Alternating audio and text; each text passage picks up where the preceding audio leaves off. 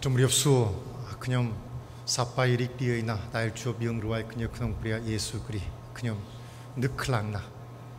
무슨 말씀인지 모르시겠죠? 안녕하세요. 여러분 주 안에서 만나 뵙게 돼서 너무나 반갑습니다. 여러분 보고 싶었습니다. 그런 뜻입니다. 여러분 보고 싶었습니다.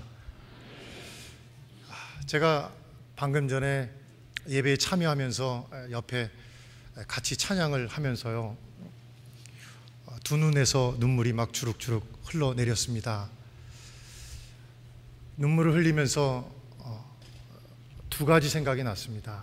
첫째는 하나님께서 베푸신 은혜가 너무 큰데 그 은혜들을 내 작은 입술로 여러분에게 어떻게 전해드릴까 하는 생각을 해보았고요. 두 번째는 제가 선교사로 나가기로 헌신했을 때가 고등학교 2학년 때입니다. 수련회 가서 첫날 강사 목사님이 말씀을 증거하시기 전에 성경책을 다 같이 펴겠습니다. 그때 말씀이 로마서 말씀인데요, 로마서를 펴겠습니다 라고 로마서 성경 말씀을 피자마자 제가 성경을 보는 순간에 울음이 터졌어요. 그래서 하나님의 은혜를 말씀 속에서 깨닫고, 하나님, 제가 선교사로 헌신하겠습니다. 그렇게 하나님 앞에 헌신했던 그 옛날 추억이 되살아났습니다. 바라기는 이번 성회를 통해서 여러분 마음 가운데 하나님께서 이미 베풀어 주셨던 큰 은혜들을 말씀 속에서 한번 새록새록 다시 한번 기억해내는 복된 시간이 되어질 수 있기를 간절히 소망합니다. 저 또한 네 번의 말씀을 준비하면서 곰곰이 앉아서 하나님께서 그동안 베풀어 주셨던 은혜들을 적어보았습니다. 간단히 제목만 적었는데요, 모두 12페이지가 되더라고요. 제목만 적었는데 12페이지가 돼요. 이 말씀을 짧은 시간에 여러분들에게 어떻게 전해드릴까? 사실 말씀의 요리를 하느라고 상당히 힘들었습니다. 이틀 전에 한국에 와서 마지막 최종적으로 말씀을 정리하면서 저희 부모님이 태안에 사시는데요, 태안 도서실에 아무것도 하지 않고 이틀 동안 도서실에 아침부터 저녁 때까지 앉아서 도서실에서 곰곰이 말씀을 요리했습니다. 요리한 말씀들을 함께 나눌 때 여러분 마음 가운데 저에게 주셨던 그 은혜뿐만 아니라 여러분에게 주셨던 은혜, 여러분이 알든 모르든 하나님께서 베풀어 주셨던 그 은혜들을 다시 한번 회복하는 그런 복된 시간이 되어질 수 있기를 간절히 소망합니다. 제가 사실은 이 자리에 설 수 있는 그런 위치가 되지를 못합니다. 여러분들 알다시피 제가 너무 부족하고 또 부흥이라고 하는 것은 이번이 처음입니다. 인도하는 것은. 제가 특별히 이 팜프렛을 지난번에 왔을 때 목사님께서 저에게 주시면서 이 안에 목사님에게 해당되는 그 내용을 좀 잘 정리해서 이메일로 보내주십시오. 팜프렛을 만들어야 되니까 라는 말씀을 제가 접하고 팜프렛을 보는 순간 제 마음이 녹아내렸습니다.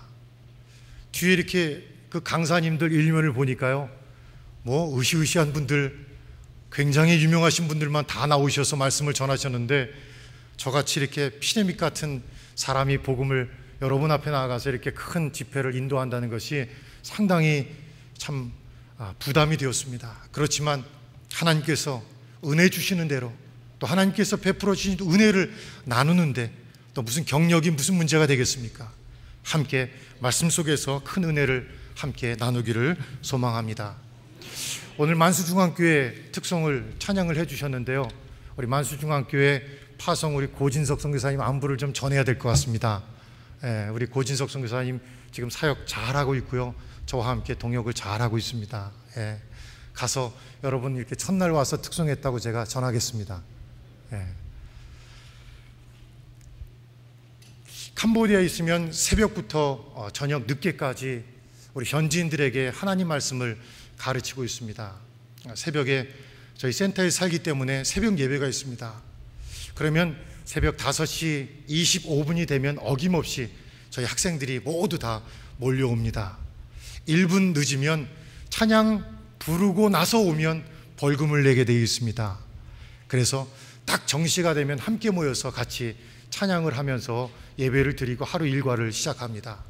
그리고 저녁 늦게까지 이제 저녁 집회까지 있습니다. 여기저기 가르치러 다니면서 학생들에게 말씀을 나눌 때 우리 모든 현지인 학생들이 말씀을 나눌 때마다 큰 은혜를 함께 나누어요.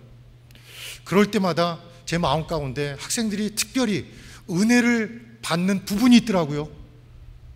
그때가 바로 내가 과거 하나님께서 나에게 베풀어 주셨던 은혜, 특별히 우리 동부교회에서 제가 부교육자 생활을 하면서 그리고 어릴 때 부모님 밑에서 믿음 생활을 하면서 받았던 그 은혜들을 우리 학생들에게 나눌 때 학생들의 마음들이 열려지게 되고 또 그 말씀으로 큰 은혜를 받게 되는 것을 경험하게 되어졌습니다. 가르칠 때마다 하나님 말씀을 나누는데요, 이번 선교 부흥회를 통해서 하나님께서 여러분을 위해서 쌓아두신 그 은혜들, 그리고 여러분을 위해서 지금까지 베풀어 주셨던 그 은혜들을 다시 한번 회복하는 그런 복된 시간이 되어질 수 있기를 간절히 소망합니다. 여러분, 하나님의 은혜를 기억하고 회상하면 늘 눈물이 그렇게 나오고 눈시울이 뜨거워지는 것을 경험하게 됩니다. 제가 말씀을 준비하면서 말씀만이 아니라 찬송을 한번 불러보았습니다. 290장서부터 310장까지 하나님의 은혜와 그 하나님의 사랑에 대한 내용들이 찬송이 나와 있더라고요. 쭉 성경 찬송을 한 번씩 부르면서 제가 큰 은혜를 도서실에서 또 받았어요. 지금까지 지내온 것 주의 크신 은혜라. 그 크신 하나님의 사랑 말로 다 형용 못하네. 하나님의 은혜로 있을 데 없는 자 왜 구속하여 주는지 난 알 수 없도다. 내가 믿고 또 의지함은 내 모든 형편 아시는 주님 늘 보호해 주실 것을 나는 확실히 아네. 나 같은 죄인 살리신 주의 은혜 놀라워. 큰 죄악에서 건지신 주 은혜 고마워. 이제껏 내가 산 것도 주님의 은혜라. 거기서 우리 영원히 주님의 은혜로 해처럼 밝게 살면서 주 찬양하리라. 만 12년 전에 이곳을 떠나면서 캄보디아에 도착하고 또 12년이 된 지금 하나님의 그 축복과 은혜를 기억하면 마음 가운데 회상되어지는 것은 단 하나밖에 없습니다. 바로 하나님의 그 베푸신 은혜입니다. 오늘 본문의 말씀에 보면 다윗 왕이 우리에게 좋은 시를 하나 적어 주고 있습니다. 다윗 역시 오늘 본문에서 하나님의 은혜를 강조하고 있는 것을 찾아볼 수가 있습니다. 그러나 다윗도 은혜 받기 전에 다윗이 어려운 문제와 상황이 있었다고 성경은 우리에게 말씀을 하고 있습니다. 1절 말씀에 보니까 내가 주께 피하오니 라는 말씀이 기록되어 있습니다. 내가 주님께 피합니다. 2절 말씀에 보면 속히 건지소서. 또 3절 말씀에 보면 저희가 나를 위하여 비밀이 친 그물에서 빼내소서. 저들이 지금 나를 위해서 비밀이 그물을 쳐놓고 있습니다 라고 이야기하고 있습니다. 또 13절 상반절 말씀에 보면 내가 주님의 비방 소리를 들음으로 사방이 두려움으로 감싸였나이다. 사방이 지금 비방 소리로, 내 주변이 지금 다 비방 소리로 꽉 차 있다고 이야기를 하고 있습니다. 왜 그들이 다윗을 위해서 그물을 쳐놓았다고 말씀을 하고 있는 것입니까? 13절 하반절 말씀에 보니까 그들이 나를 치려고 함께 논할 때 내 생명을 빼앗기로 하였나이다 그랬습니다. 지금 그들이 그물을 쳐놓은 목적은 단 한 가지입니다. 바로 다윗 왕의 생명을 빼앗기 위해서 그물을 쳐놓았다고 말씀을 하고 있습니다. 그래서 7절 말씀에 보면 고민과 어려운 가운데서 말할 수 없는 고난과 환난을 겪고 있다고 고백하고 있습니다. 9절 말씀에 보면 고통 중에 있다고 말씀을 하고 있습니다. 여러분도 알다시피 저는 캄보디아에 아무 준비 없이 들어갔습니다. 아무 준비 없이 들어갔지만 마음에 믿음의 준비는 하고 들어갔습니다. 그래서 누구보다도 하나님의 역사하심, 준비하심을 기대하고 들어갔습니다. 그런데 웬걸요, 들어가자마자 몰아치는 환경이 결코 하나님의 은혜와 사랑을 기대하고 들어갔지만 그 사랑과 은혜를 깨달을 수 있는 상황이 절대 되지 못하였습니다. 일주일 동안 동료 선교사님 집에 혼자 우리 가족과 머물면서요, 상황이 너무 어려우니까 밖에 나갈 수가 없었습니다. 일주일 동안 꼬박 그 선교사님이 컨퍼런스에서 돌아올 때까지 그 집에 머물러 있는데요, 한 발짝도 나갈 수가 없었습니다. 왜냐하면 밖에 나갔더니요, 다 모두가 얼굴이 까만 데다가 손을 막 이렇게 들고 있어요. 저만 나가면 막 손을 이렇게 드는 거예요. 그래서 멀리서 보니까요, 제가 갔다가 또 눈이 나쁜 데다가 멀리서 보니까 다 권총처럼 보이는 거예요. 그래가 나갈 수가 없어요. 그래서 막 부랴부랴 또 집으로 들어와 가지고요, 그 집에 있는 우리 선교사님 냉장고에 있는 음식만 이렇게 축 내고 아무것도 저희가 하지 못하고 일주일 내내 그 집에 머물러 있었습니다. 선교사님 돌아와서 집을 하나 구했습니다. 집에 들어가서 이제 첫날 밤 잠을 자는데요, 아침에 야, 잘 잤다, 상쾌하다, 부평하고는 틀리네, 공기가 참 맑네. 그리고 문을 열고 박차고 밖으로 나오는 순간요, 깜짝 놀랐어요. 제가 준비한, 그리고 우리 권사님, 우리 동부교회 권사님 한 분이 제가 캄보디아 온다고 하니까요, 저쪽 부평시장 쪽에 지금도 있는지 모르겠어요, 홍콩 제화라고 있어요. 홍콩 제화. 홍콩 제화 구두 구멍이 이렇게 뽕뽕 뚫린, 바람 잘 통하는 구두로 하나를 맞춰주셨거든요. 구두를 신고 방에 들어가서 자고 그 다음날 아침에 나왔더니 제 구두가 깜짝같이 없어진 거예요. 그래서 너무 두려운 나머지 교회에 가서, 우리 오영석 선교사님이 세운 교회에 가서 학생들 중에서 그래도 참한 학생을 한 명을 불렀습니다. 그래서 언어도 배울 겸, 또 우리 집도 가이드 할 겸, 가드로 일할 겸 해서 불렀어요. 그날 밤 이제 며칠을 이제 지내면서 그 학생이 선교사하고 함께 일한다고 하니까 너무 기뻐가지고요, 아버지가 저쪽 북쪽 지방에서 목사님으로 수고하시는 목사님 아들인데요, 그 아들과 함께 이제 저희 집에서 지내게 되는데요, 아버지가 선교사님하고 함께 일한다고 자전거를 하나 좋은 걸 사주셨어요. 그래서 그 자전거를 바깥에다가 놓고, 그리고 간이 침대를 하나 마련을 하고 모기장을 치고, 그리고 그 옆에다가 자전거를 이렇게 같이 묶어 놓고, 그리고 모기장에 들어가서 자고 있는데요, 새벽 한 2시쯤 되는데 막 노크 소리가 들려요. 그때는 뭐 제가 캄보디아 말도 못했으니까요, 캄보디아 말로 부를 수도 없고 그냥 선생님 하고서 막 제 창문을 두드리는 거예요. 그래서 왜 그러냐 물어봤더니 지금 누가 들어와 가지고 자기 옆에 묶어 놓은 자전거가 없어졌다는 거예요. 그것부터 시작해서 밤마다 전기가 막 나가는 거예요. 한국처럼 뭐 국선으로 이렇게 들어온 전기가 아니고요, 마을마다 발전기가 있어서 발전기를 트는데 저녁 6시서부터 한 7, 8시밖에 전기를 보내질 않아요. 그러니까 그 더운 일기에 다 아이들과 함께 목욕을 다 하고 샤워를 하고 이제 전기 선풍기 밑에서 어느 정도 열을 식히고 이제 자려고, 이제 모기장을 치고 자려고 하면 전기가 딱 나갑니다. 그러면 애들이 밤마다 또 막 울어요. 아빠, 엄마, 나 한국에 돌아가고 싶어요. 할아버지 할머니하고 살고 싶어요. 막 울어요. 그래서 저희들은 잠을 자지 못하고 또 옆에 서서 침대 위에서 현신 또 부채질을 막 합니다.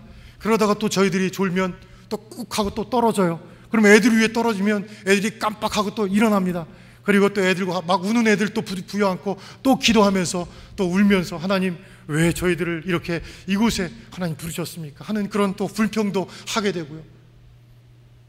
낮에는 전혀 물이 나오질 않습니다. 밤에 졸졸졸졸 나오는 물을 받아가지고 또 옥상에다가 전기를 이용해서 펌프로 옥상에 물을 끌어올립니다. 그런데 낮에 물이 조금 차도 비가 오면요, 어느새 온 마당이 전부 다 황토물이 되어지는 거예요. 그 물이 전부 우물 속으로 다 들어가 버려요. 그러면 그 섞은 황토물을 안 사용할 수가 없으니까 또 펌프로 올려서 위에서 또 물을 받아가지고 씁니다. 밤만 되면 총소리가 나죠. 애들은 울지요. 낮에가 되면 경찰 군인이 와서 돈 달라고 손 벌리지요. 그리고 5시만 되면 저녁에 마을 사람들이고 뭐고 그 길바닥에 사람이 다니지를 않습니다. 총소리는 여전히 나지요. 어디 나갈 수도 없어요. 이런 참으로 힘든 그 상황 속에서 제 마음 가운데 한 가지 큰 근심과 걱정이 있었어요. 그건 나중에 또 말씀을 드리겠지만, 오영석 선교사님이 땅을 하나 사놓고 돌아가셨어요. 그런데 교회에다가는 보고하지 않고 급히 나온 땅이기 때문에 그 땅을 하나 준비를 해놓으시고 현지인 이름으로 사놓으셨다가, 오영석 선교사님이 현지인이 못 믿어왔는지 이름을 본인의 이름으로 몰래, 그거는 시민권을 하나 이렇게 하나 가짜로 하나 만드셨어요. 주민등록증을 하나 만드셔가지고 오영석 선교사님이 본인의 이름으로 그 땅 명의를 변경해 놓으신 거예요. 그 사고가 나서 나중에 알고 봤더니 목사님이 땅을 하나 사놓고 돌아가신 거예요. 그런데 그것도 오영석 선교사님 명의로 되어 있는 거예요. 불법이에요.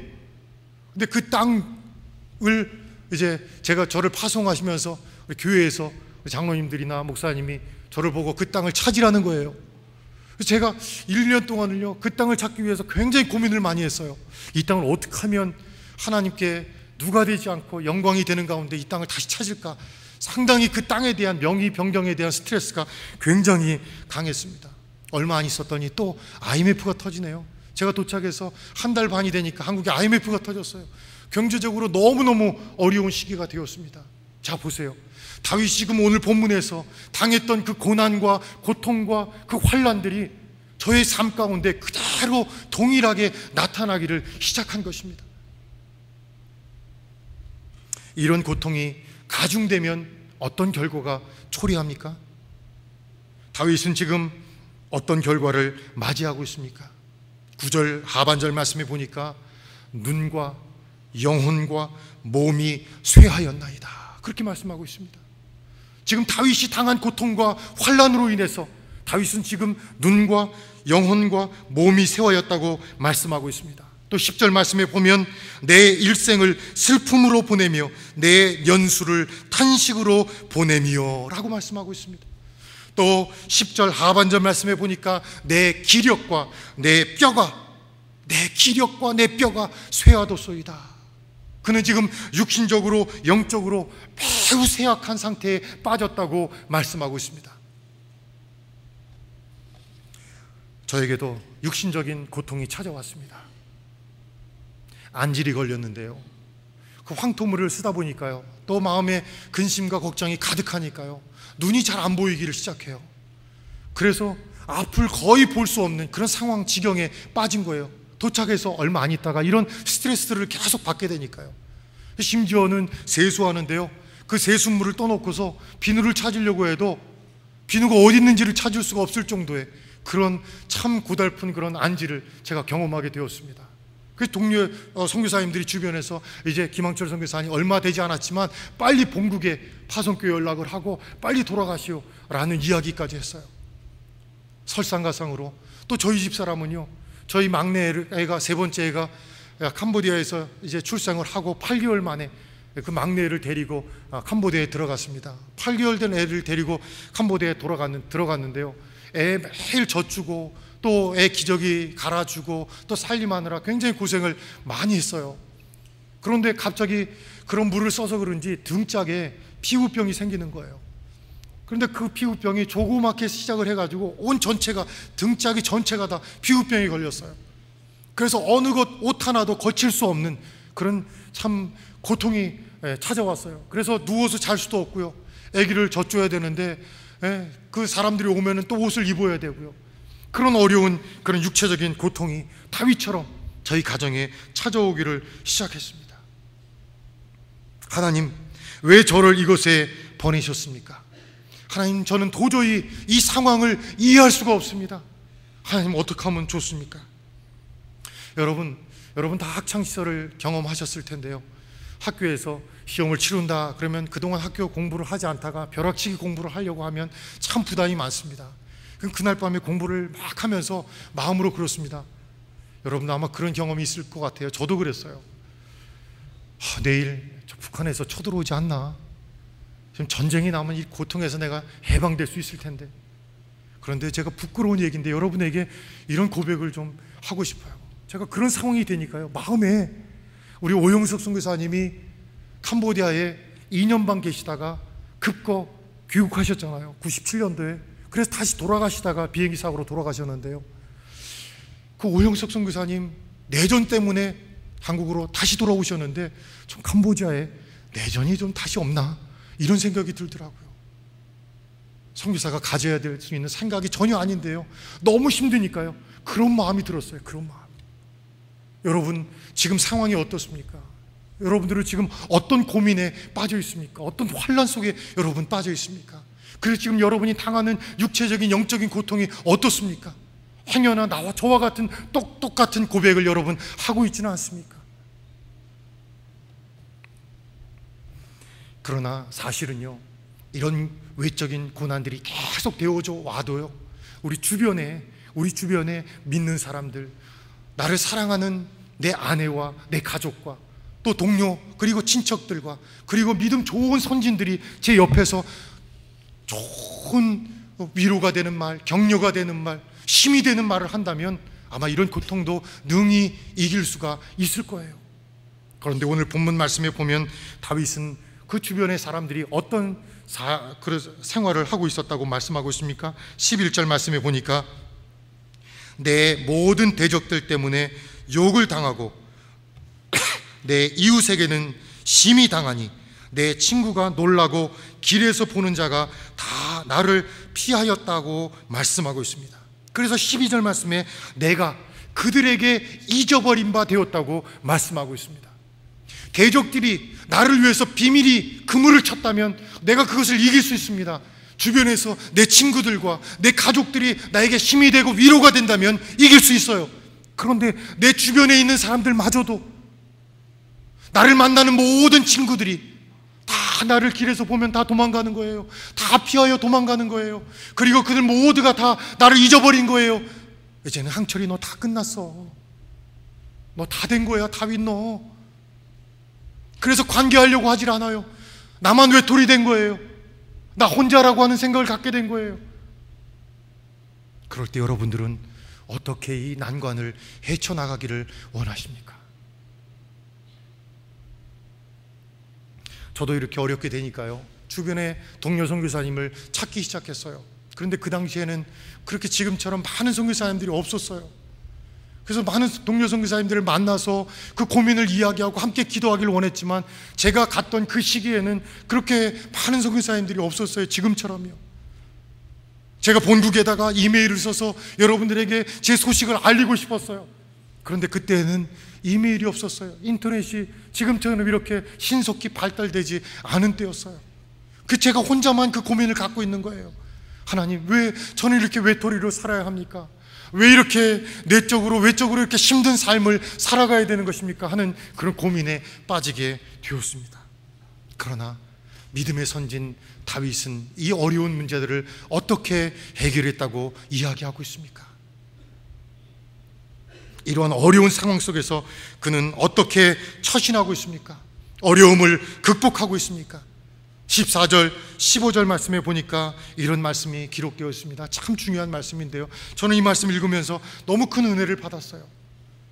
여호와여, 그러하여도 나는 주께 의지하고 말하기를 주는 내 하나님이시라 하였나이다. 할렐루야. 하나님, 내 상황이 이렇게 힘들어요. 내 친척들, 내 친구들 다 떠났어요. 나 혼자밖에 없어요.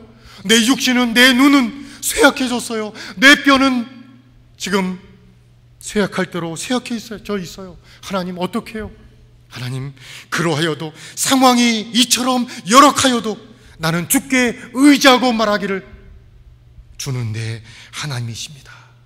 주는 내 하나님이십니다. 내 앞날이 주의 손에 있습니다. 여기 앞날이라는 말씀이요, 구성경에 보면 내 시대가, 저는 시대라는 말이 더 좋은 것 같아요. 내 시대가, 과거, 현재, 미래 모든 내 시대가, 내 삶 전체가 하나님의 손 안에 있습니다. 하나님의 손 안에 있습니다. 얼마나 멋진 고백입니까? 상황이 어려워도 힘들어도 내 모든 삶 전체가, 나의 앞날 전체가, 내 시대 전체가 하나님의 손 안에 있습니다. 하나님의 수중에 있습니다 라고 고백하는 다윗의 믿음을 여러분 한번 참조해 보세요. 그리고는 하나님 앞에 무릎 꿇고 기도하기를 시작합니다. 15절 하반절 18절 말씀에 보니까 내 원수와 나를 핍박하는 자의 손에서 나를 건지소서. 주의 얼굴을 주의 종에게 비추어 주시옵소서. 주의 사랑으로 나를 구원해 주시옵소서. 나를 부끄럽게 하지 마시고 악인을 부끄럽게 해 주시옵소서. 수울에서 잠잠하게 해 주시옵소서. 교만한 자, 무례히 의인을 치는 자의 입술이 말 못하는 자가 되게 해 주시옵소서.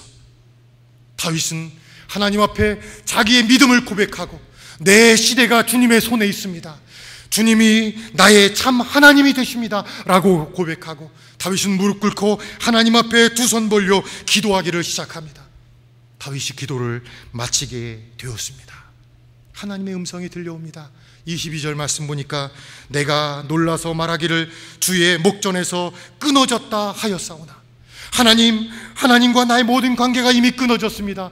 하나님, 나는 외톨이입니다 라고 이야기하였지만 내가 주께 부르짖을 때에 주께서 나의 간구하는 소리를 들으셨나이다. 기도하고 났더니 하나님의 음성에 귀를 기울이게 되고 하나님이 나와 함께 하셨구나, 내 기도 소리를 들으셨구나 하는 하나님의 참으로 응답의 소리를 그를 체험하게 되었다고 말씀하고 있습니다. 그리고 기도 이후에 나타난 결과들이 있습니다. 놀라운 결과들이에요. 19절, 20절, 21절, 23절, 24절 말씀들이 줄줄이 기도의 제목들이 나타나기 시작해요. 어떻게 나타납니까? 19절 말씀에 보니까 주께서 두려워하는 자를 위하여 쌓아두신 은혜, 곧 주께 피하는 자를 위하여 인생 앞에 베푸신 은혜가 어찌 그리 큰지요. 여러분, 기도하기 전에는 문제만 보게 되었어요. 나에게 주어진 그 환난과 고통만 보게 되었어요. 그런데 기도하고 나니까 하나님께서 베풀어 주셨던 그 은혜들, 하나님이 나를 위해서 쌓아두신 그 놀라운 은혜를 깨닫게 되었다고 성경은 말씀하고 있는 것입니다. 기도하기 전에는 믿음을 고백하기 전에는 믿음의 왕이었음에도 불구하고 그는 믿음 속에서 하나님, 나는 외톨이입니다 라고 고백할 수밖에 없는 믿음의 참으로 연약한 모습을 보였지만 오늘 그가 하나님 앞에 기도하고 나니까, 믿음을 고백하고 나니까 하나님께서 본인을 위해서 쌓아두셨던 은혜들, 베풀어 주시는 그 은혜들을 그는 깨닫게 되었다고 말씀을 하게 됩니다. 20절 말씀에 보니까 두 번째로 이런 말씀이 기록되어 있어요. 주께서 그들을 주의 은밀한 곳에 숨기다 나의 꾀에서 벗어나게 사람의 꾀에서 벗어나게 하시고 비밀이 장막에 감추사 말다툼에서 벗어나게 하시리이다. 모든 어려움에서, 모든 대적의 괴계에서 나를 벗어나게 하실 것입니다. 앞날에 대한 확신, 하나님의 인도가 있을 것이라고 하는 확신이 그 마음 가운데 들었어요. 지금은 어렵지만, 지금은 내가 환난 가운데 있지만 하나님께서 속히 이 난관과 고난을 하나님이 헤쳐나갈 수 있는 그런 비전들을, 소망을 나에게 허락하실 것이라고 하는 그런 믿음이 그에게 있었다고 말씀하고 있는 것입니다. 21절 말씀에 보니까 결국에는 여호와를 찬양하라, 견고한 성에서 그 놀라운 사랑을 내게 보이셨음이로다. 여러분 보세요. 지금 그는 찬양할 수 있는 상황이 아니에요. 하나님의 성호를 높일 수 있는 상황이 아니에요. 그는 지금 어려운 가운데서, 힘든 가운데서, 너무나 고통 가운데 있는 상황이에요. 그런데 보세요. 오늘 21절 말씀에 보니까 뭐라 그랬어요? 여호와를 찬양할지어다, 여호와를 찬양할지어다. 할렐루야. 그거 어떻게 이렇게 찬양할 수 있는 자로 변모할 수 있었습니까? 하나님 앞에 믿음의 고백을 드리며 하나님 앞에 기도했더니 하나님께서 그를 찬양의 사람으로 뒤바꿔 주었다고 하는 사실을 보게 됩니다. 여러분 모두에게도 지금 어떤 환난과 어려움이 있든지 간에 여러분의 삶이 말씀과 은혜 속에서, 기도와 믿음 속에서 변화될 수 있기를 간절히 소망합니다. 견고한 성에서 그 놀라운 사랑을 내게 보이셨습니다. 베푸신 은혜를 하나님 감사합니다. 쌓아두신 은혜를 하나님 감사합니다 하는 고백이 여러분 가운데 나타날 수 있기를 간절히 소망합니다. 23절, 24절 말씀 보니까 마지막으로 이런 말씀이 기록되어 있어요. 너희 모든 성도들아 여호와를 사랑하라. 여호와께서 진실한 자를 보호하시고 교만하게 행하는 자를 엄중히 갚으시느니라. 여호와를 바라는 너희들아 강하고 담대하라. 무슨 말입니까? 여기 너희 성도들아 라는 말은 무엇입니까?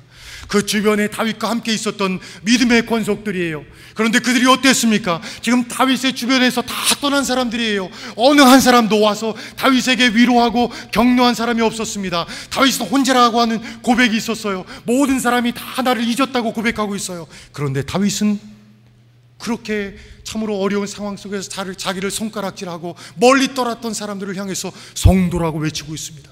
너희 모든 성도들아, 너희 모든 성도들아, 여호와를 사랑하라. 무슨 얘기입니까? 환난과 어려운 가운데 기도했더니, 환난과 어려운 가운데 믿음 잃지 않고 믿음을 고백했더니 하나님의 이름을 나타내며 전도할 수 있는, 선교할 수 있는 믿음의 사람으로 하나님이 만들어 주셨다는 놀라운 축복의 결과인 것입니다. 우리 가운데 이런 큰 축복이 나타날 수 있기를 소망합니다. 그렇다면 여러분 주변에 당하고 있는 어려움들은 결코 문제가 될 수 없습니다. 우리 믿음을 갖고 있는 모든 사람들이 당하는 어려움과 고통들은요, 결코 문제가 될 수 없습니다. 여러분, 제가 여러분에게 말씀을 준비하면서 하나님께서 베풀어 주신 은혜들을 마음으로 여러 가지로 생각해 보았습니다. 내일 저녁서부터 여러분에게 간증을 나누고 싶어요. 간증을 기록하면서 제목만이라도 기록하면서요, 하나님이 나에게 너무 큰 은혜를 주셨다, 그런 참 마음을 가졌습니다. 그래서 오히려 여러분이 저를 이렇게 초대해 주시고 불러주셔서 너무 감사하다, 여러분에게 이렇게 감사의 마음을 전하고 싶습니다.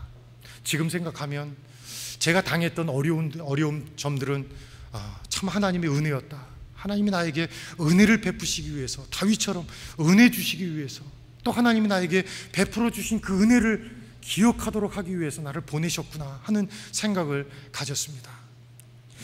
과거에 겪었던 어려움들이요, 저에게 어떤 감사로 찾아왔는지 제가 간단하게 이 시간에 몇 가지 조목조목 좀 말씀을 드리고 싶어요. 많은 것들이 있지만요, 제가 기록한 걸 한번 여러분에게 말씀을 드리고 싶어요. 첫째는 제가 도착해서 당했던 어려움들이요, 어떻게 하나님의 은혜로 다가왔냐면 누구보다도 빠르게 캄보디아에 적응할 수 있는 그런 좋은 계기가 되었다, 그렇게 여러분에게 말씀을 드리고 싶어요.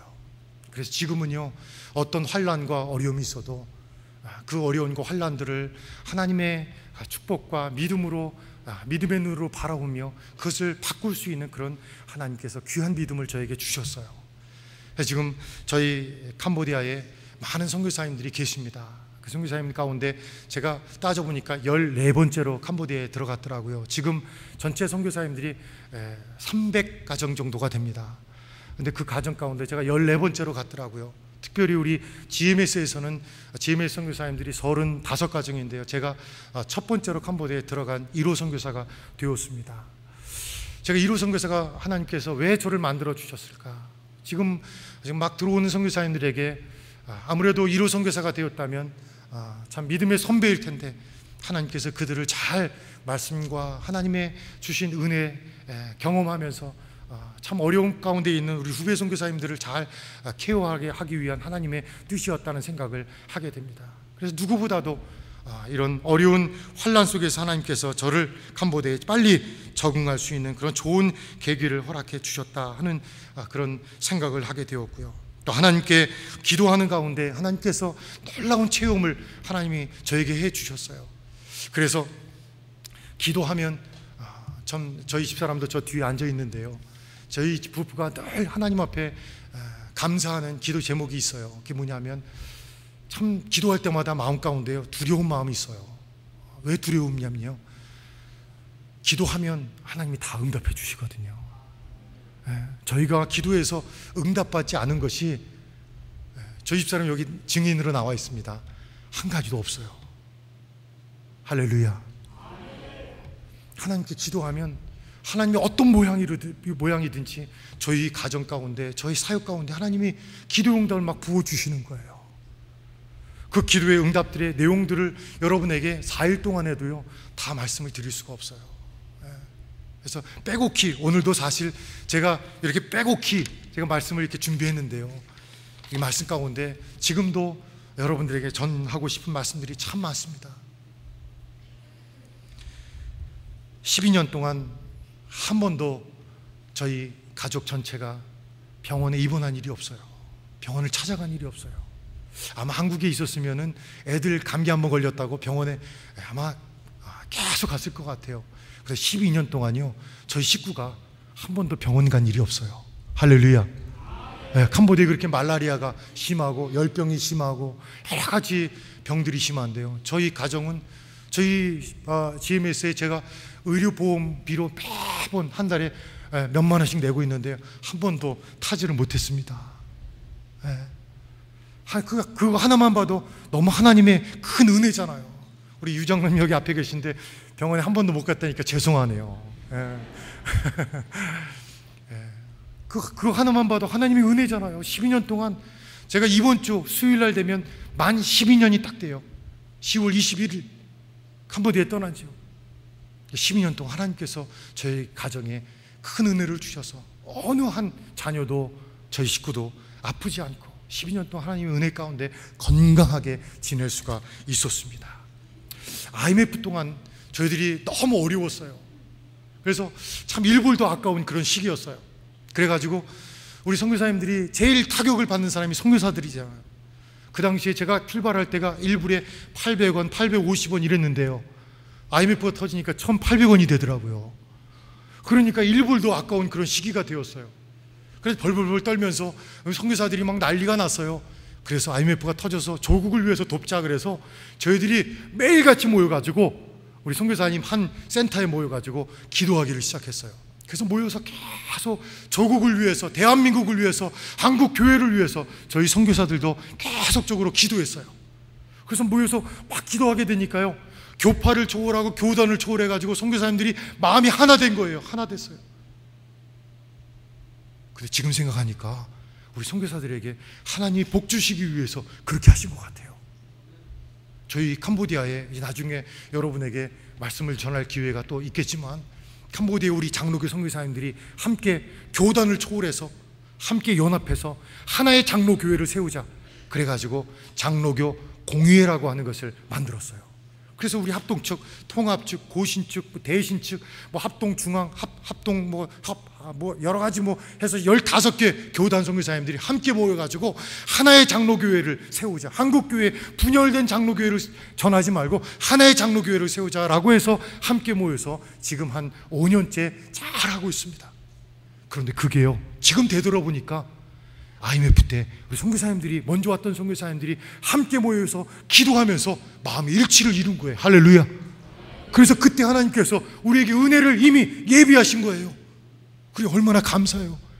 우리 지금 캄보디아 전체 믿는 우리 크리스찬 가운데 우리 장로교 공의회 이 교단이 제일 큰 교단이 되었습니다. 할렐루야. 그리고 캄보디아에 도착해서요, 저는 다른 선교사님들은 전부 도착하면 2년 동안은 다른 것 하지 않고 언어만 준비합니다. 우리 고선교사님도 마찬가지로 그렇게 언어를 2년 동안 준비했어요. 이게 이제 우리 GMS 정책입니다. 선교제에 가면 사역하지 않고 2년 동안은 그 나라 현지어를 배우자. 그래서 2년 동안은 아무것도 하지 않습니다. 언어만 가서, 학교에 가서 언어만 열심히 배웁니다. 저는 그렇지 않지 않습니까? 여러분 잘 알다시피 오영석 선교사님의 후임으로 들어갔잖아요. 그래서 오영석 선교사님 후임으로 들어갔기 때문에 언어를 따로 배울 수 있는 시간이 없었어요. 그래서 캄보디아에 들어가서 바로 사역의 현장 속에 들어갔어요. 그때 당했던 어려움들이 이루 말할 수가 없었어요. 그때는 그렇게 너무너무 힘들었어요. 그런데 지금 생각해 보니까요, 그게 너무 감사한 거예요. 지금 언어도 하나님께서 은혜 주셔서 참 어려움 없이 할 수 있는 그런 능력을 하나님께서 저에게 허락해 주셨어요. 그리고 우리 훈센 총리 또 집무실에 들어가서 훈센 총리 통역하는 것을 제가 통역으로 도울 수 있는 그런 영광도 저에게 허락해 주셨습니다. 이 모든 것들이 하나님께서 저를 키우게 하시고 발전시키셔서 귀하게 쓰시고자 하시는 하나님의 뜻이요 음성인 줄 믿습니다. 부지 말씀을 아까 잠깐 드렸는데요, 부지 명의를 변경하는데 상당히 어려웠습니다. 1년 동안은요 그 부지에 제대로 가지도 못했어요. 왜냐하면 오영석 선교사님 그 땅을 사놓으시고 너무 기뻐서 매일 가셨던 것 같아요.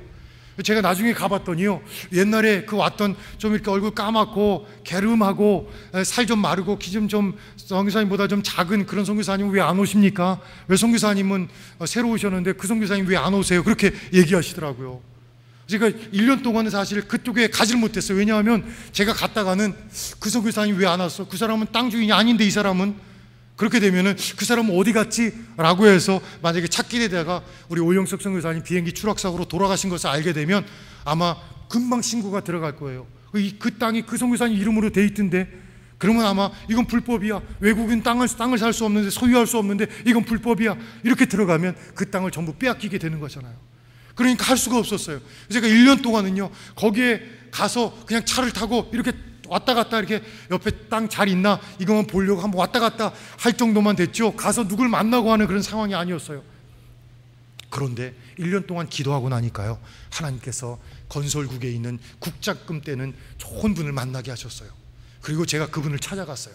그때는 제가 캄보디아 말이 뭐 지금처럼 이렇게 잘하는 것도 아니었어요. 떠듬떠듬대고요. 또 동양에서 우리 한국에서 온 선교사가 와가지고 찾아가서 얘기하는데요, 뭐 떠듬떠듬 얘기했죠. 한국에서 저는 선교사로 왔어요. 이 땅은 사실 우리 저보다 먼저 왔던 선교사님이 산 놓고 돌아가셨고요, 그분은 이곳에 센터를 세워서 캄보디아 사람들을 돕고 섬기기 위해서 이 땅을 사놓으셨는데 불행하게도 비행기 추락사고로 돌아가셨어요. 저는 그분 후임으로 돌아왔습니다. 그런데 이 땅이 문제가 생겼어요. 이 땅의 명의가 돌아가신 우리 선교사님 이름으로 되어 있거든요. 이 땅을 좀 다시 명의를 현지인 이름으로 변경할 수 있도록 도와주세요. 사실 제가 지금 이렇게 얘기했지만 캄보디아 말로 그 당시 얘기했을 때는 아마 굉장히 웃겼을 것 같아요. 그런데 우리 그 선교사님 국장급 되는 그분이요, 제 얘기를 들으시고요, 성령께서 감동을 주셨어요. 그 문서를 두고 가세요. 근데 그 전까지만 해도 제가 변호사를 몇 군데를 찾아가는지 몰라요. 그래서 변호사에게 이 땅 병이 변경할 수 있습니까? 다 안 된대요. 부정부패가 그렇게 강한 나라에서도 그 땅 그렇게 명의 변경을 또 할 수가 없대요. 자기 목 달아난대요. 그래서 어느 변호사도 나설 수가 없대요. 제가 돈은 원하는 대로 드리겠습니다. 그랬는데도 도저히 변경할 수 없대요. 근데 그 국장님은 바로 문서를 넣고 가래요. 제가 마음이 두려워서 혹시 이거 문서 또 빼앗으려고 그러는 건 아닌가. 그리고 났는데 며칠 있다 연락이 왔어요. 다시 오래요. 갔더니 변경을 해주겠다는 거예요. 할렐루야.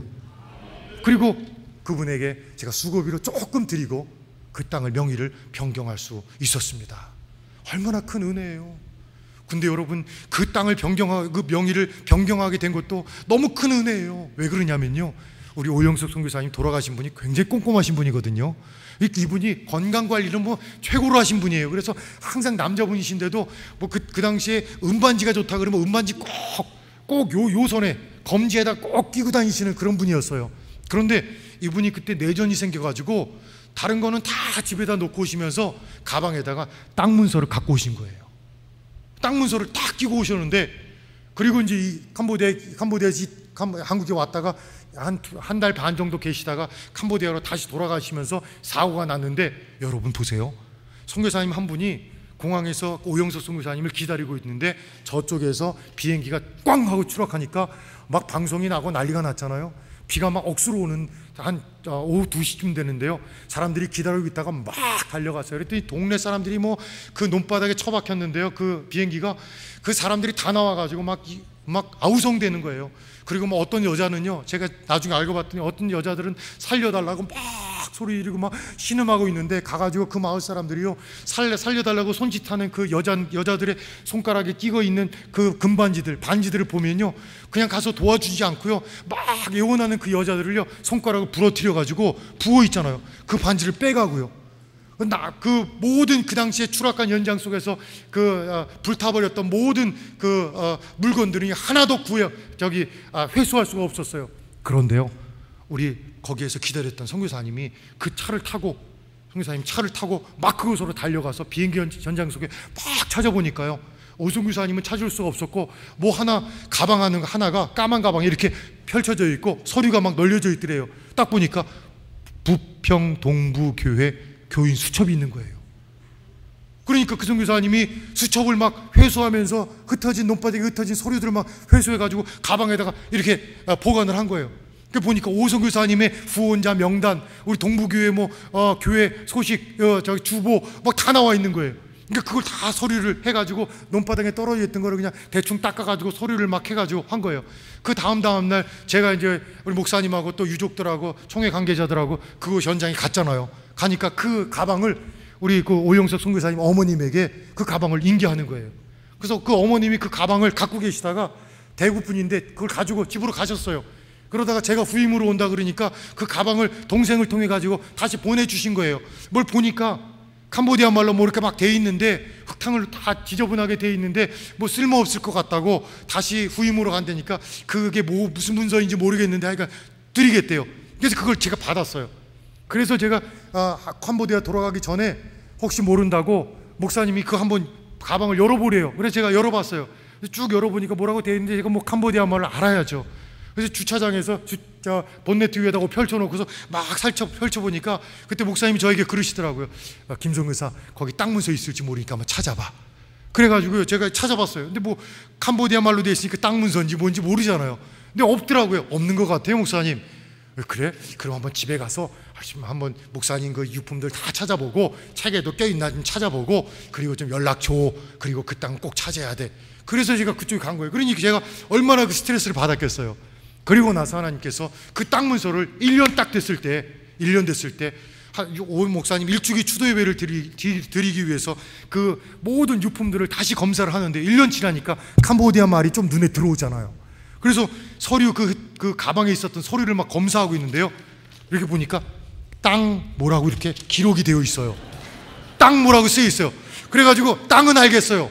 예, 캄보디아 말 땅은 알겠어요. 그래서 그 문서를 가지고 그리고 막 제가 뭐 알아야죠. 뭐 저희 집 사람도 저하고 비슷한 상황이었고 뭐 그래서 이거를 가지고 저보다 먼저 왔던 선교사님 막 찾아갔어요. 근데 선교사님 딸이 그곳에서 거의 태어날다시피 해가지고 이제 중학교 고등학교가 되었어요. 그래서 그 선교사님 딸이 굉장히 캄보디아 말을 잘해요. 갖다 줬더니 그 선교사님 보자마자 목사님 이거 땅 문서 맞네요 이러는 거예요. 그래서 혹시나 모르니까 선교사님 따님 불러가지고 읽어주세요. 번역 좀 해주세요. 보니까 땅 문서 맞는 거예요. 한국은 지적도가 다 기록되어 있는데 캄보디아 땅 문서는 지적도가 없고요. 글씨로만 되어 있어요. 그러니까 저희들이 몰랐잖아요. 그러니까 1년 후에 땅 문서를 발견했어요. 얼마나 감사해요. 여러분 제가 도착하자마자 땅 문서 찾았으면 아마 이거 막 땅 문서 변경하려고 여기저기 찾아다니려고 했으면 아마 아마 다 뺏겨버리고 말았을 거예요. 그래서 1년 동안 하나님께서 제 눈을 멀게 하시고 상황을 다 파악한 다음에 그리고 그 땅 문서를 보게 하시고 그리고 그 땅을 명의를 변경하셨잖아요. 할렐루야. 이게 하나님의 은혜가 아니고 뭐겠어요. 다 잃어버렸는데 땅 문서는 찾은 거예요. 땅 문서. 그 땅 위에다가 여러분이 이번에 헌금하시면 성교관을 짓는 것입니다. 할렐루야. 그러니 얼마나 감사한 일이에요. 이게 하나님의 은혜가 아니고 무엇이겠습니까? 하나님 그렇게 인도하신다고요. 다 잃어버려도 하나님께서 귀하게 쓸 땅이니까 하나님 버리지 아니하시고 다시 획득할 수 있도록 하나님의 특별한 간섭하심과 섭리로 이렇게 인도하시는 하나님의 축복들을 경험하게 되어지는 것입니다. 한 번은 제가 우리 동부교회 참 죄송한 말씀이지만 동부교회에서 참 어렵게 그 땅을 또 사게 하시고 또 동부교회에서 어려운 상황 속에서도 또 땅을 추가로 구입할 수 있도록 해주시고 또 그 당시에 우리 동부교회 성도님들이 합심해서 대예배 때 목사님 설교하시고 헌금을 해주셨어요. 그리고 이렇게 남녀전도회 여러분들이 이렇게 모여가지고 부흥회 때 그 당시에 이종영 목사님 여러분 팜플렛 보시면요 97년도에 이종영 목사님이 오셔가지고 말씀을 전하셨는데 그 목사님께서 그 선교 부흥회가 사실은 오영석 선교사님의 요청에 의해서 시작된 선교 부흥회였어요. 그래서 예정이 되어 있다가 오 선교사님이 갑자기 돌아가시고 그리고 그 부흥회를 이제 하는데 그러면 선교지를 바꿀 것인가 이렇게 하시다가 그대로 하자. 그래서 그러면 고 오영석 선교사님의 기념 선교센터를 세우기 위해서 하자. 그래서 오 선교사님의 요청에 의해서 시작 준비된 선교 부흥회가 돌아가시고 나서 다시 고 오영석 선교사님으로 명칭을 바꿔서 선교 부흥회를 그 이종영 목사님 모시고 하게 되었어요.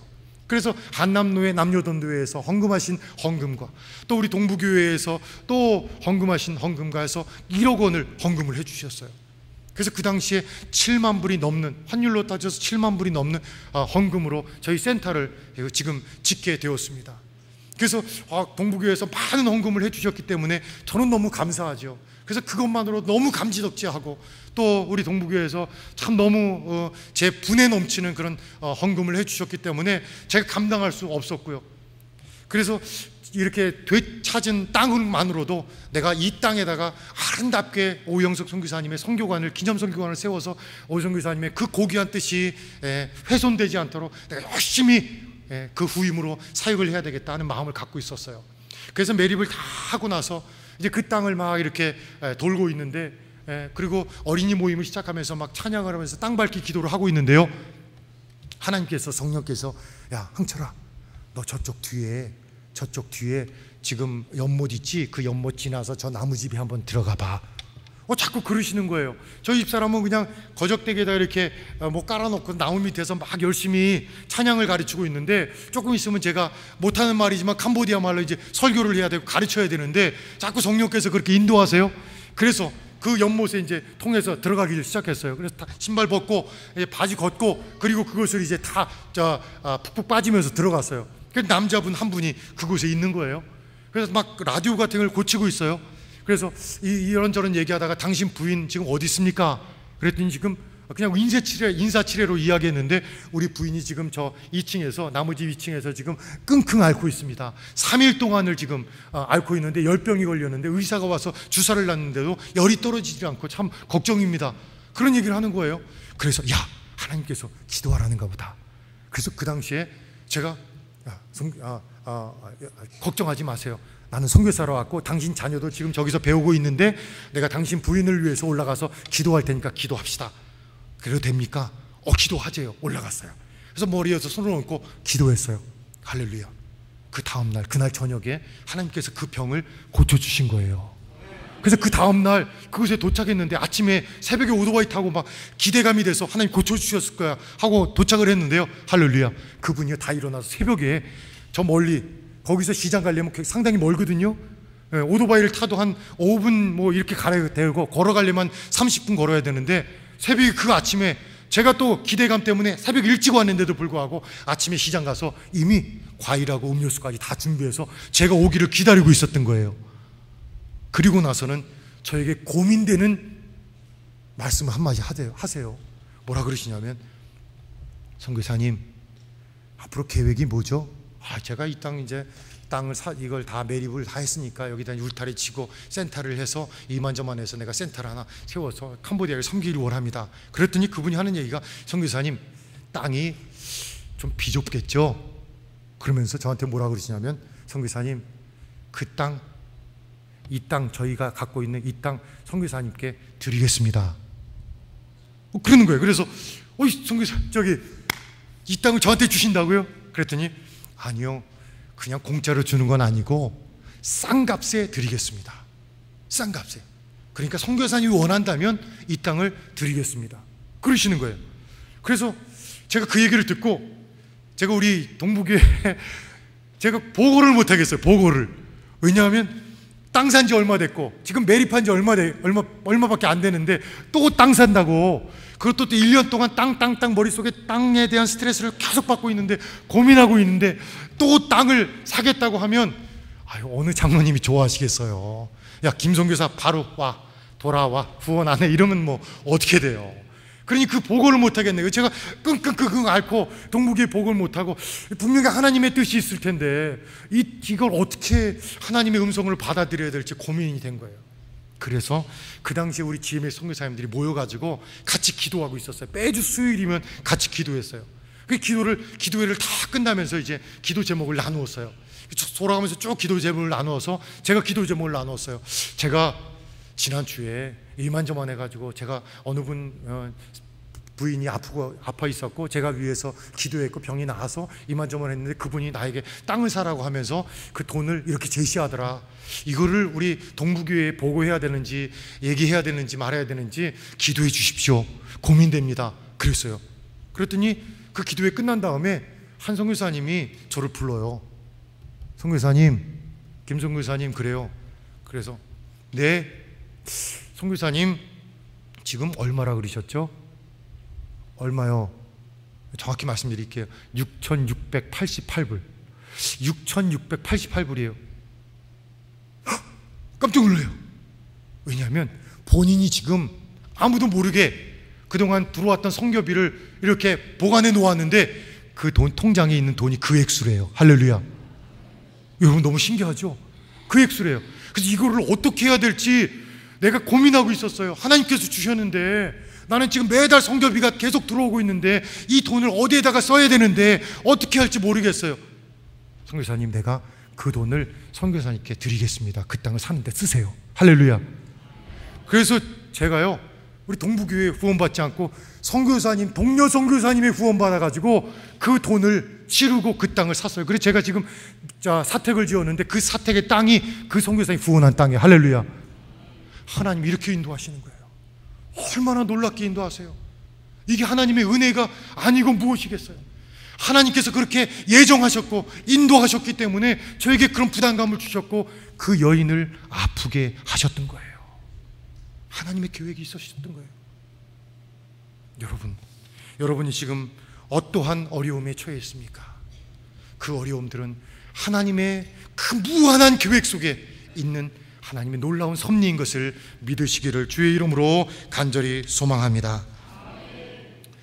그리고 나서 이 땅 얘기 자꾸 하는데 죄송합니다. 땅 얘기를 또 하나 해야 될 거예요.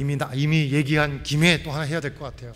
그리고 나서 이제 여러분 오시면 알지만요, 저희 센터 짓고 저희 사택을 그렇게 지었어요.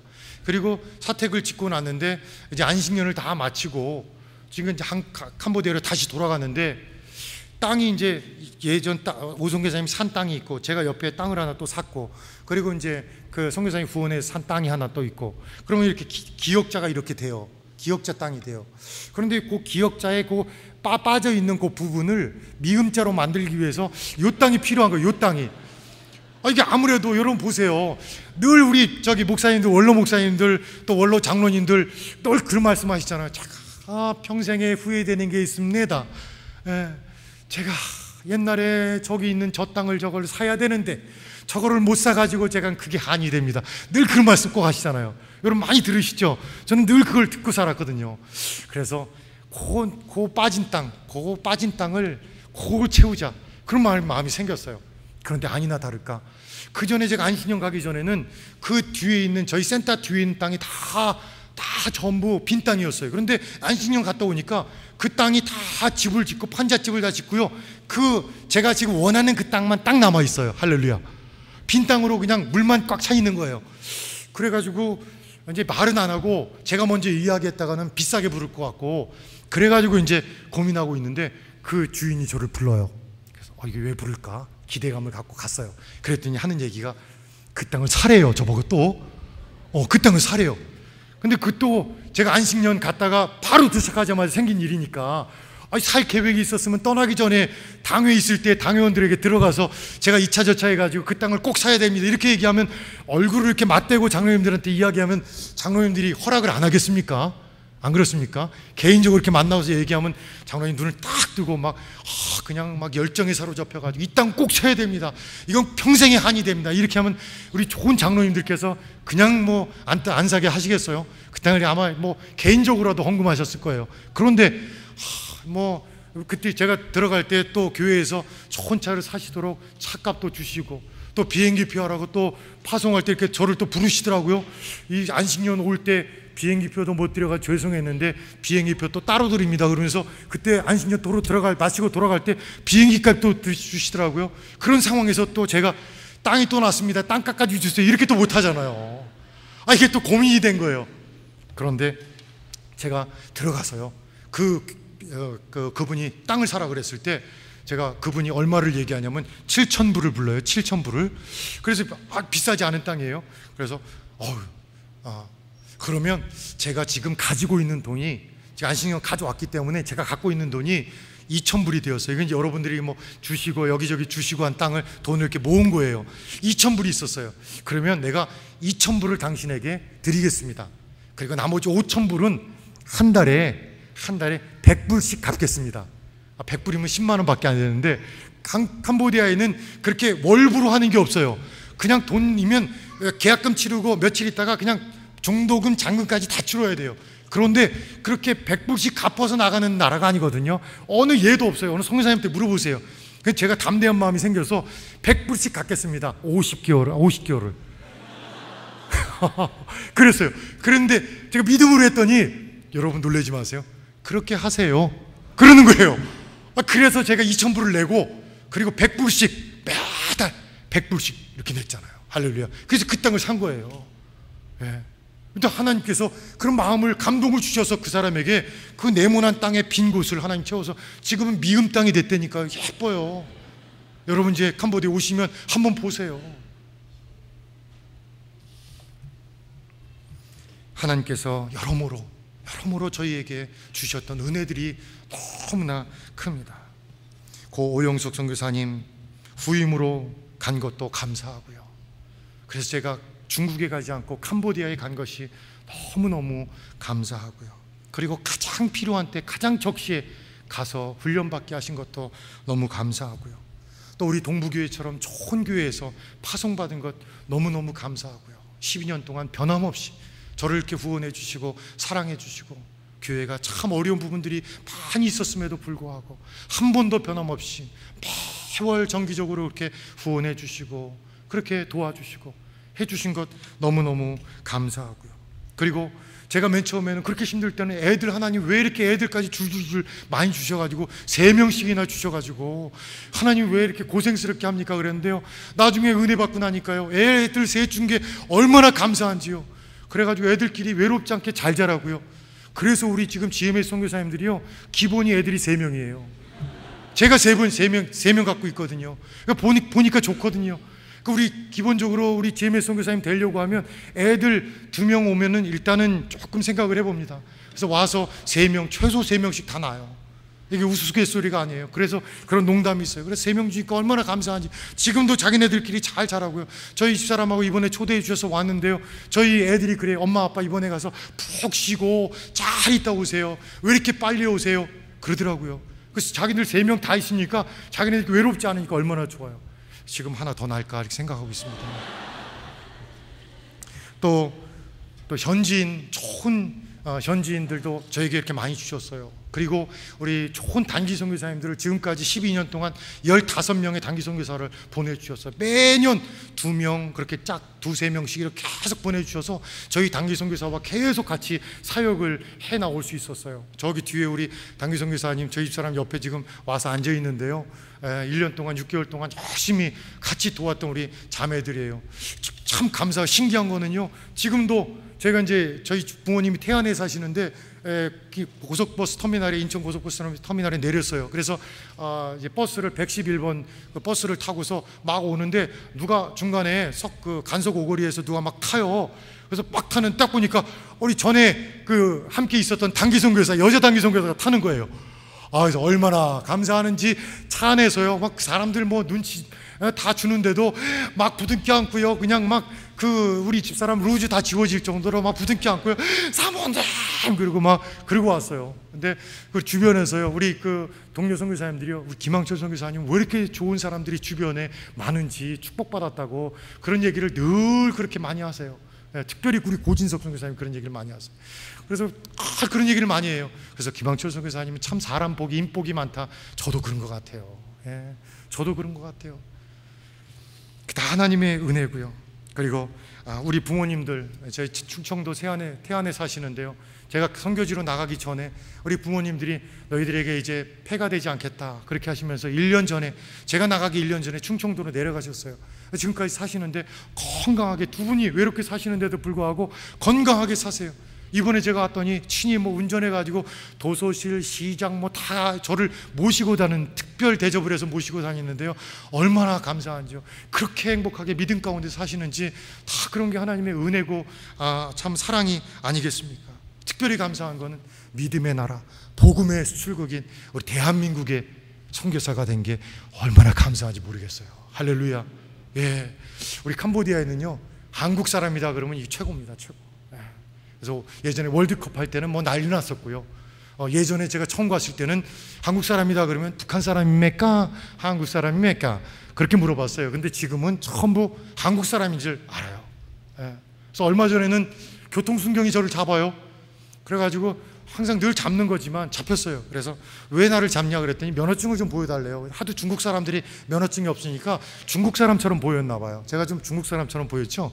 그래서 중국 사람처럼 보였나 봐요. 그래서 면허증을 달래요. 그래서 면허증을 보여줬더니 이제 뭐 결함이 없잖아요.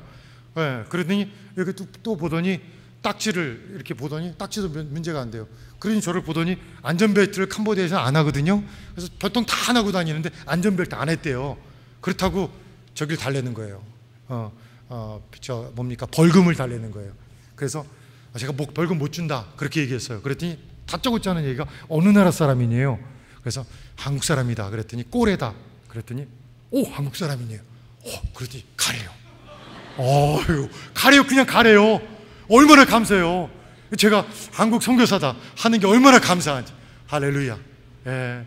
그래서 우리 한국 선교사님들이 그런 자부심을 갖고 지금 사역을 하고 있어요. 그래서 어느 나라에서 받은 선교사님보다도 그 영적인 자부심과 그리고 한국이 너무 경제적으로 부강하고 잘 되어지고 또 한국에서 많은 경제적인 원조도 캄보디아에 무상으로 하고 그래서 캄보디아와 한국이 좋은 관계 속에 지금 잘 되어지고 하고 있어요. 그래서 얼마나 감사한지 몰라요. 이 모든 것이 다 하나님의 은혜인 줄로 믿습니다. 제가 지금 말씀드린 것은 제가 받은 은혜의 한 부분에 불과합니다. 여러분들, 여러분의 삶과 여러분의 생활을 한번 되돌아보세요. 하나님께서 저 못지않게 큰 은혜를 이미 베푸신 줄로 믿습니다. 아마 여러분들을 저를 대신해서 이 자리에 강사로 세우셨다면 아마 여러분들도 저처럼 고민했을 거예요. 하나님께서 어떤 은혜를 주셨을까? 내가 어떻게 우리 성도님들에게 복음을 전할까? 하나님의 은혜를 나눌까? 그러다 보면 베풀어 주셨던 은혜들을 너무너무 많이 새록새록 발견하게 될 거예요. 저는 여러분과 똑같은 사람입니다. 하나님께서 베풀어 주신 은혜, 쌓아두셨던 그 은혜들 여러분 모두가 다 다시 한번 이번 집회를 통해서 생각해내고 기억해낼 수 있는 좋은 은혜로운 시간이 되어질 수 있기를 간절히 소망합니다. 그렇다면 우리 가운데 하나님께서 주시는 그 불같은 사명감이 우리 가운데 다시 불릴 듯 일어날 줄로 믿습니다. 이런 은혜들로 함께 은혜를 피차 나눌 수 있는 은혜 충만, 성령 충만한 좋은 성회가 되어질 수 있기를 주의 이름으로 간절히 부탁드립니다. 기도하겠습니다. 주께서 두려워하는 자를 위하여 쌓아두신 은혜, 곧 주께 피하는 자를 위하여 인생 앞에 베풀어 주신 은혜가 어찌 그리 큰지요. 여호와를 찬송할지어다. 견고한 성에서 그의 놀라운 사랑을 내게 보이셨음이로다. 하나님 아버지, 은혜와 사랑을 감사합니다. 하나님의 그 베풀어 주신 은혜, 쌓아두신 은혜들을 하나님 이 시간에 기억하며 감사합니다. 하나님을 찬양합니다. 오 하나님 아버지요, 우리 가운데 주셨던 그 은혜들을 저희들이 다시 한번 기억하며 다시 한번 사명감에 불타는 저희들이 되어질 수 있도록 축복해 주시옵소서. 주여 하나님 아버지요, 앞으로 이번 성회를 통해서 베풀어 주실 은혜들을 기대합니다. 하나님 아버지요, 물릴 듯 허락해 주시옵소서. 하나님 아버지요, 물 붓듯 부어주시기를 원합니다. 하나님 아버지, 우리 가운데 참으로 아버지요 맑게 성령의 부으심과 은혜 가운데 예수 그리스도의 그 거룩한 피로 씻어 주시옵소서. 하나님 앞에 접붙임 받으며 하나님의 큰 은혜를 다시 한번 새롭게 발견하며 받을 수 있는 복되로운 복된 시간이 되어질 수 있도록 붙잡아 주시옵소서. 모든 것 주님께 맡깁니다. 인도해 주시옵소서. 이 모든 말씀을 우리 주 예수님의 이름으로 간절히 기도드리옵나이다. 아멘.